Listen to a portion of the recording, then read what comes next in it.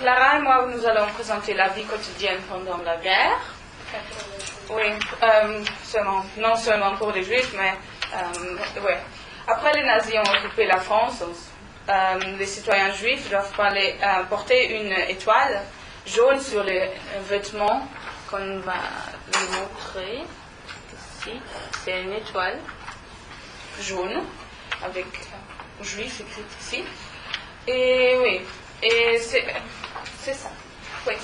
Les citoyens juifs aussi devaient se rendre au commissariat, alors que les gens au commissariat peuvent emporter leur papier avec un tampon rouge, comme montrant aussi qu'ils sont juifs. C'est le passeport, on peut voir que c'est juif. Ah oui, ce tampon là. Oui. Et oui. Peu à peu, on a les exclués de la vie normale, comme on a vu dans le film. Maxime et Simon vont aller dans la piscine, mais ils ne peuvent pas parce qu'ils sont des juifs. Et il y a aussi avec des restaurants. Ici, on peut voir mon restaurant est interdit aux chiens et aux juifs. Et oui, c'était très difficile pour les juifs.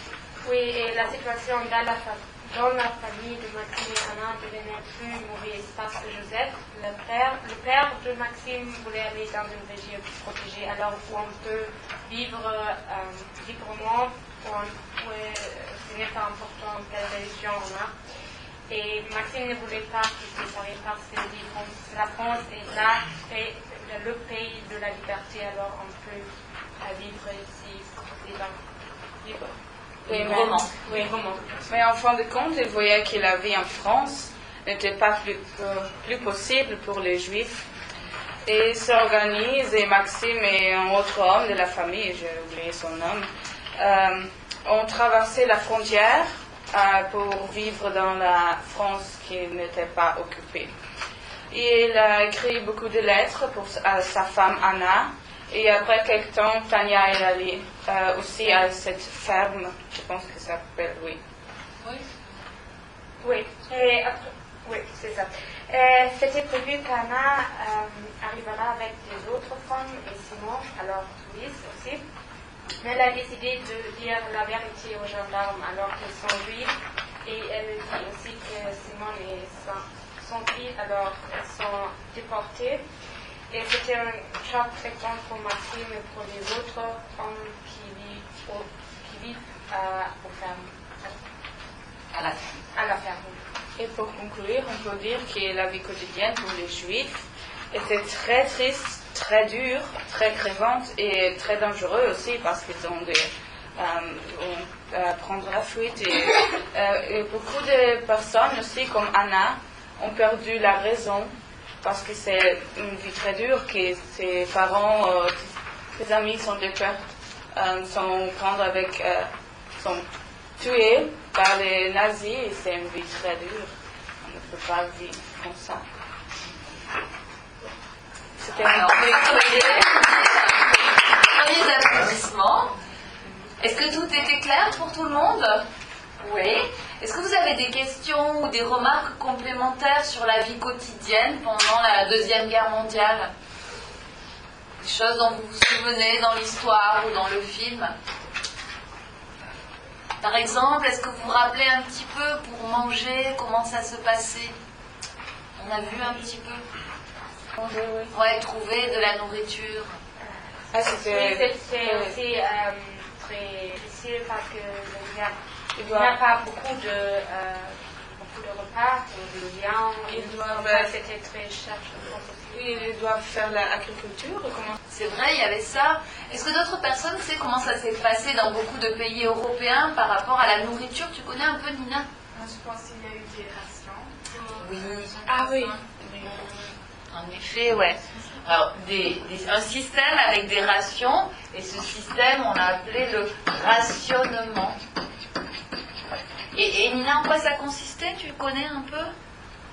Je pense qu'il y a eu une ration pour chaque personne qui faisait limiter. Voilà.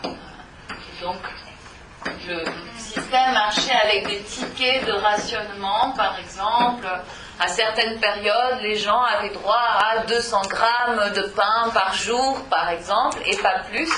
Donc, avec leur ticket, ils allaient chercher, mais on n'avait pas l'argent en fait. Tout fonctionnait avec des tickets, bien sûr. Est-ce que vous connaissez aussi d'autres éléments, les filles, sur ce système? Est-ce que tu as dit, Déborah, il y avait un peu de l'agriculture, alors pourquoi? Parce qu'ils ont de la ferme, parce qu'ils ont vu ici et il n'y a pas de villes, ici il n'y a pas de supermarchés. C'est la raison pour laquelle ils doivent faire de l'agriculture. Alors bien sûr, c'était pas vraiment autorisé ça. Ils faisaient ça un peu clandestinement, bien sûr, les gens pendant la guerre. Donc on le voit quand même, c'est pas dit très explicitement dans le livre, dans l'histoire, mais on voit ce contexte, cette situation de l'époque. Alors dans les villes, c'était un peu différent parce que la vie était compliquée quand même. Des fois, on n'avait pas toujours de la viande ou rarement de la viande. Pour les enfants, les protéines, c'était pas facile.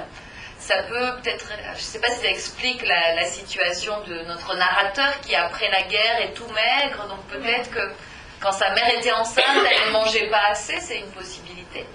Et ce qui se passait dans les villes, c'est que beaucoup de gens, ils cherchaient quand même à acheter de la viande ou à acheter des produits frais, des œufs qui étaient limités avec le système du rationnement. Et peut-être que quelqu'un sait comment ça s'appelle. Il y avait une sorte de marché clandestin pour trouver de l'alimentation, pour les gens qui avaient encore de l'argent caché ou de l'or. C'est le marché noir. Voilà, le marché noir. C'est la même expression en allemand. Donc en Allemagne, c'était la même chose, en Suisse, en Italie, enfin dans beaucoup de pays, il y avait le marché noir pour compenser les manques de nourriture. D'ailleurs, les manques de nourriture, on peut appeler ça la pénurie. Donc c'est vrai que c'était important dans le quotidien des gens, bien sûr. Une autre chose, est-ce que vous vous rappelez, dans l'histoire par rapport à leur situation professionnelle, parce que c'était lié quand même à la vie quotidienne. Comment ça s'est passé pour Maxime, pour le travail pendant la guerre?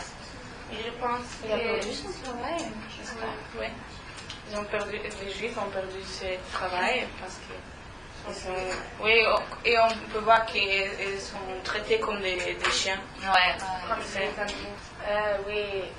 Et les Juifs sont déportés sur le camp de concentration. On les a déportés dans des camps de concentration. Je vous note le vocabulaire. Donc, dans un premier temps, au début de la guerre, on leur interdisait d'aller, par exemple, à la piscine pour Maxime, et après d'avoir un magasin. Ils n'avaient plus l'autorisation, ils devaient fermer leur magasin, ils ne pouvaient plus travailler. Donc, on imagine les conséquences sur le quotidien, trouver à manger, bien sûr. Et après, il y a eu la déportation, donc forcément, c'était d'autant plus dur. Oui, je pense que les hommes juifs ne peuvent pas faire rien à faire. Il y a beaucoup de lois. Des lois, oui. Des règlements. Et oui, je pense que c'est dur. Dur pour tout le monde, mais bien évidemment catastrophique pour les personnes juives. On peut les applaudir de nouveau et leur dire merci.